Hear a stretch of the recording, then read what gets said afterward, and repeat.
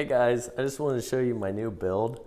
It's really important that you have thermal. It's pretty expensive, but I took a home equity loan out on my house, and who cares if you got a lot of payments? And who cares if they repossess your Prius? If anything happens, anything goes down, I'm ready.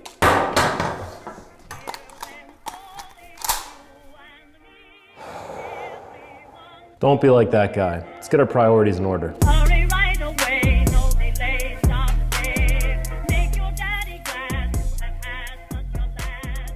Once you have your financial house in order, you're probably looking for a great place to buy some thermal like this RH25 or even the ST6 that I got in my hand here.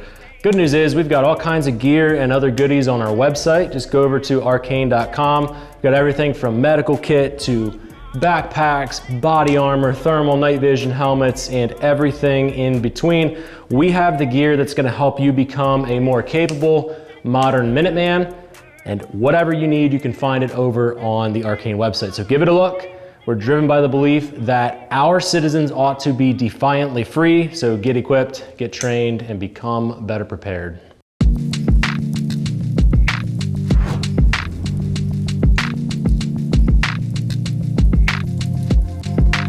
I know after that intro, it probably seems pretty hypocritical for me to stand here and say, you should consider getting some thermal imaging tech or some night vision gear, but I do believe that, and our whole team believes that it is important gear for the modern prepared citizen to own and to train with. But there's a couple things that we have to keep in mind, and there's some priorities that we need to check off, in my opinion, first, and that's what we're gonna talk about today in this video. But just the baseline understanding of thermal, the reality is thermal is a valuable asset for the prepared citizen, no matter what kind of training or what kind of firearms you own or use. It's a force multiplier that allows you to navigate and see and disappear because you can move in the darkness with confidence. And the same thing can be said about night vision gear as well. These are tools that allow us to train and become more capable than average people. Seeing in the dark is pretty freaking cool. It's an invaluable asset because we spend about half of our life, or possibly more depending on where you live, in that darkness. But the important part is we need to prioritize certain things before we just jump headfirst into thermal or night vision.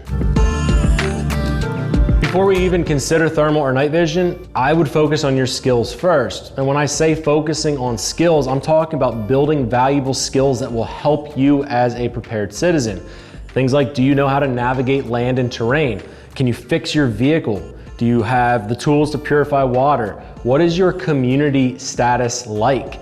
Have you ever grown or maintained a garden or harvested your own crops? Have you hunted game and experienced what that is like to build that skill set? Learning these valuable skills is more important than buying gear. Our society, and especially the gun community, often mistakes gear for skill. The interesting part though is it's not limited to firearms. If you look at every other sport and hobby, you're gonna see this kind of a mindset abundantly. And typically people will call those others that are sort of just faking it with gear posers.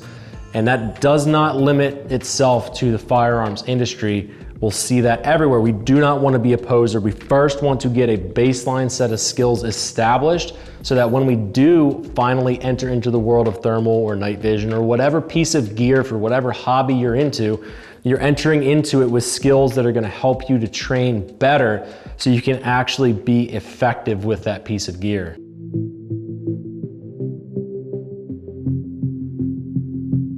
The next consideration that I have before I would recommend anybody gets into thermal or night vision would be the important gear that you already have acquired.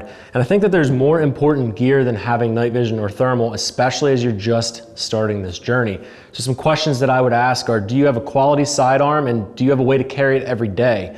Do you have good skills and foundations with that sidearm? Can you carry every single day effectively and comfortably? Do you have a fighting rifle that is zeroed, it's set up properly, and you've tested it extensively? What about your vehicle? Is your vehicle squared away, and is it capable of movement in a sustained manner? Do you have medical equipment and gear and training? You know, the thing is, I think you should answer those questions first. And after we answer those questions, we build those foundations and we start to build out the more important gear. Then we can start talking about things like the RH25 that I have on my rifle or the ST6, but only after we get that more important stuff out of the way and dialed in first.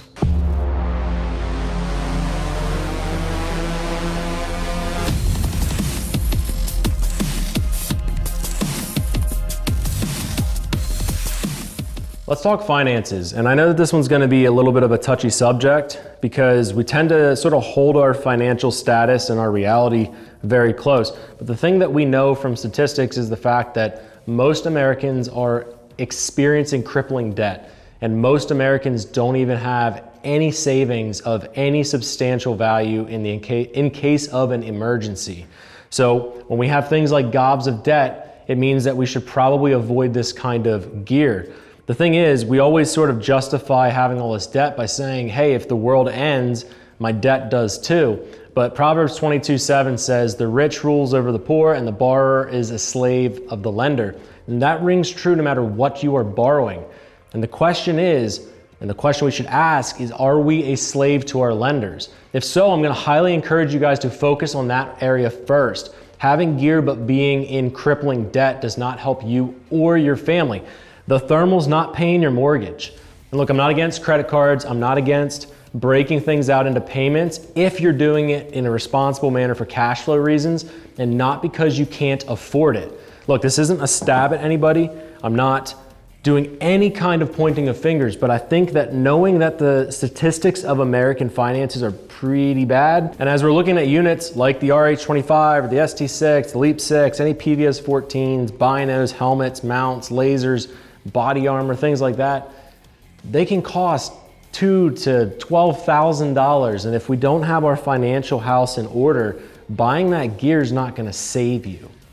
Now, you're waiting for that end of world experience that is sort of like Armageddon, where all of a sudden your debt might be wiped out and now we're just fighting a civil war. Look, nobody wants that. No normal person desires for that. And the chance and likelihood of that happening is very slim. I promise there's always going to be someone ruling over people that controls your money. I know that that sucks, but it's the reality. So let's not get into crippling debt to get this gear. Let's be financially fit. Once you check that box and say, yes, I am and I can afford it, then I think it's time, only after we have all the other stuff I talked about squared away, that we start thinking about getting thermal and night vision gear.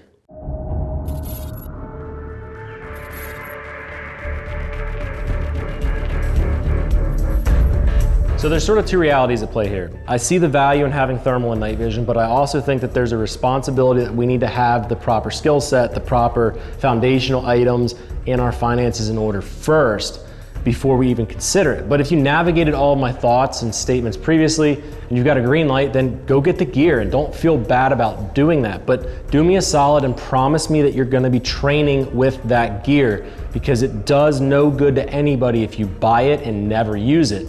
Having a tool like the rifle and RH25 in front of you will give you powerful capabilities. You still need to train regularly with it. You need to understand the units and how they work. And look, not everybody needs thermal. Maybe a PVS 14 is the perfect move for you right now. Just make sure that somebody in your crew has some form of helmet mounted thermal. I recommend something that can go on your head or hands first, like the ST6 or the RH25. Then if you still desire to go hunting or do other things that are more dedicated, a dedicated rifle mounted thermal may make a lot of sense. And look guys, as we navigate into these units, it's very easy to get overwhelmed.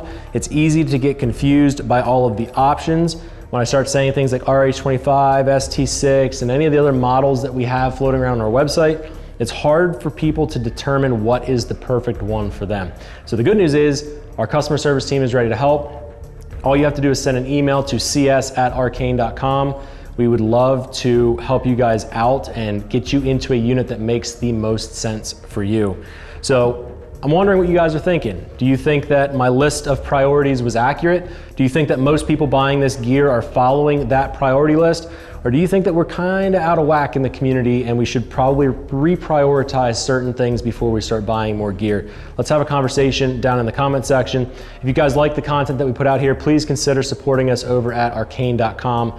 All the links to the optics that are on the table that you see in this video are going to be down in the description, but also a link to the general website are going to be down in the description as well. Make sure you're signed up to our newsletter, guys, and stay tuned for the next video. We're going to keep covering this gear. We're going to keep talking about how you can become defiantly free. And moreover, we're going to teach you guys how to become very effective in every single scenario that you might find yourself in as a modern prepared citizen.